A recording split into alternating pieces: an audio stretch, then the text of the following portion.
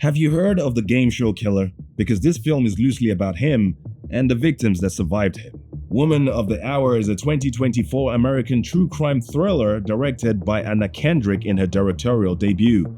It is based on the life of serial killer Rodney Alcala, who in 1978 appeared on a television show, The Dating Game, in the midst of his murder spree. The film revolves around the events of the game show and stars Anna Kendrick as contestant Cheryl Bradshaw. In 1970s Los Angeles, as waves of murders make headlines, a young woman aspiring to become an actress and a serial killer cross paths during an episode of a dating show. And now for the pros and cons, starting with cons. Con number 1.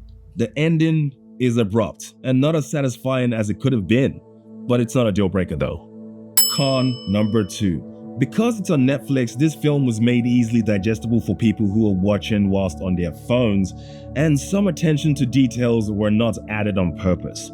After all, Netflix is in the business of purely entertaining. Details are not really their thing.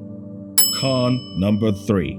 The real-life Cheryl Bradshaw, played by Anna Kendrick, did not catch up with Rodney in the bar after the game show. She simply found him too creepy to even go anywhere near it, so that's probably why she lived. Con number 4. They really could have dug deeper into the story of Rodney Alcala, but they kept it pretty shallow, which again I'm sure is by design, because Netflix wants to make shows that are easily digestible whilst you play with your phone. Con number 5.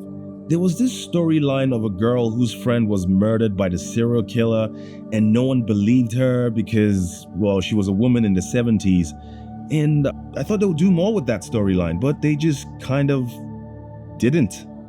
And now for the pros. Pro number 1. Anna Kendrick is a fantastic actor and she brought her best as usual. It's hard acting and also directing yourself. It's just way too much pressure. Pro number 2. I love the feeling of this movie. It's smooth and it's easy to watch, mostly because of the good cinematography. Pro number 3. Despite the subject matter, it's not a horror film as you would think, but it is a thriller, and a mild thriller at that. Perfect for those who don't want to watch the heavy stuff. Pro number 4. Daniel Zovatto was well cast as Rodney Alcala because he has this exceptionally punchable face, and also he gave a convincing performance as a serial killer. But I still want to hit him though. Is that wrong?